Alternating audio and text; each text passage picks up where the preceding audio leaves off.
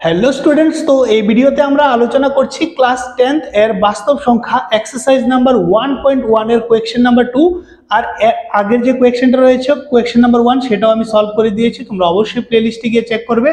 তো চলো দেখি কোয়েশ্চেন নাম্বার 2 আমাদের কি বলেছে।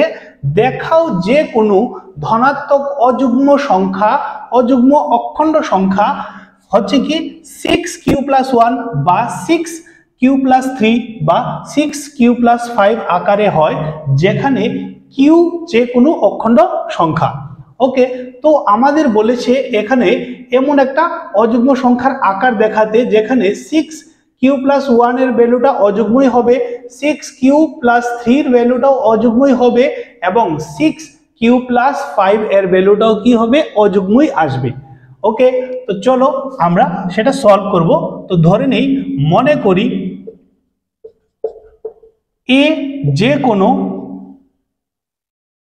কোনো একটি অখণ্ড সংখ্যা, ওকে সংখ্যা, এবং বি আমাদের দিয়েছে কত, বির পজিশনে রয়েছে 6। ওকে, তো আমরা কি লিখব, ইউক্লিডের ভাগ সহায়ক উপপাদ্যানুসারে কি লিখে নেব, a = bq + r। ওকে, তো এখানে b কত রয়েছে আমাদের 6, ঠিক আছে। তো r এর সম্ভাব্য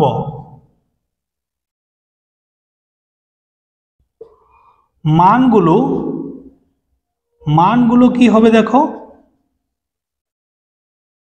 দেখো এখানে যে আমরা ফার্স্ট ইন্ট্রোডাকশনে দেখেছিলাম আর এর মানটা অলওয়েজ কি হবে, বি থেকে ছোট হবে। ওকে, বি থেকে ছোট হবে, তো বি হচ্ছে 6, তো আর এর মান হয়তো 0 হতে পারে, হয়তো 1 হতে পারে, 2, 3, 4, 5, 6 হবে না। ওকে, 6 থেকে ছোট হতে হবে, তো 6 থেকে ছোট হলে 5 অবধি হবে। তো আমরা কি করব, ক্রমে ঠিক আছে, আর এর মান 0 বসিয়ে দেখব কি আসে, ঠিক আছে, এভাবে একটা একটা করে বসিয়ে দেখব। তো দেখো, যখন আমরা আর এর মানটা মিন করছি r = 0, তখন কি লিখতে পারবো, a = bq + 0। Okay, R b এর জায়গায় আমরা কি লিখে নেব, 6 লিখে নেব, কারণ bটা এখানে দিয়েছে কত, 6। তো কি পাবো, দেখো 6q পেয়ে যাব আমরা, যেটা কি যুগ্ম হবে, কারণ 6 এর যদি আমরা টেবিল লিখি, 6 কে 6, 6 × 2 = 12, 3 × 6 = 18, 4 × 6 = 24, 5 × 6 = 30, এভাবে যদি চলতেই থাকে তো সবগুলো সংখ্যাই কি আছে, যুগ্ম সংখ্যা আসছে। তো 6 এর সাথে যে কোনো নাম্বার কিউর মান যা খুশি তুমি ধরে নাও, কিউর মান 2, 3, 4, 5 ধরে নাও, 6 কে মাল্টিপ্লাই করলে কি আসবে, অলওয়েজ যুগ্ম সংখ্যাই আসবে। তো এটা হয়ে যাবে আমাদের যুগ্ম।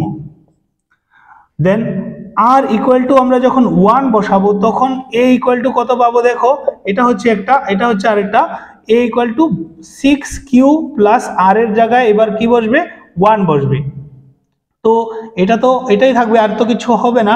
তো এখন দেখো 6 এর সাথে যে নাম্বারটাই মাল্টিপ্লাই করো না কেন সেটা তো একটা জোড় সংখ্যা আসবে, কিন্তু তারপর কি করতে হবে, তোমাদের 1 প্লাস করতে হবে, তাহলে কি হয়ে যাবে, প্রত্যেকটা নাম্বারই অযুগ্ম হয়ে যাবে।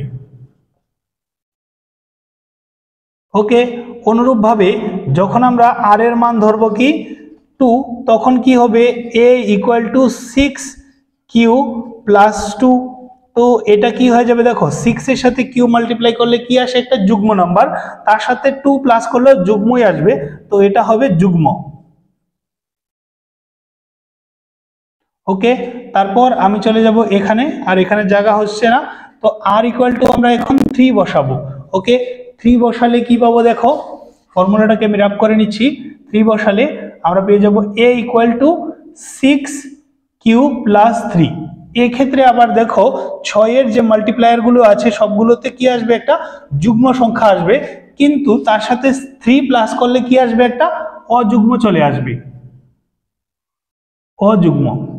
ওকে, অনুরূপভাবে আমরা এখন করব আর ইকুয়াল টু 4 বসিয়ে, তো a equal to b cube 6 cube plus 4 হয়ে যাবে।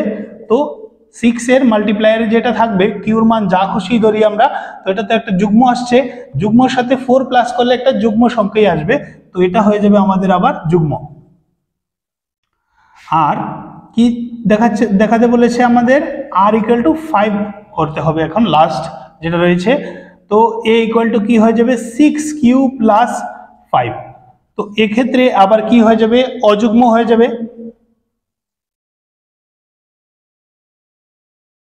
তো দেখো এভাবে আমাদের যেগুলো দিয়েছিল, হ্যাঁ এটা দেখতে পাচ্ছ, এবং এইটা আর এইটা প্রত্যেক ক্ষেত্রেই কি হয়েছে, অযুগ্ম অযুগ্ম অযুগ্ম এসেছে, আর বাদ বাকি যেগুলো রয়েছে সেগুলোর ক্ষেত্রে যুগ্ম এসেছে। তো এটাই আমাদের বলেছিল প্রুভ করে দেখানোর জন্য। তারপর চলে যাব নেক্সট কোয়েকশনে।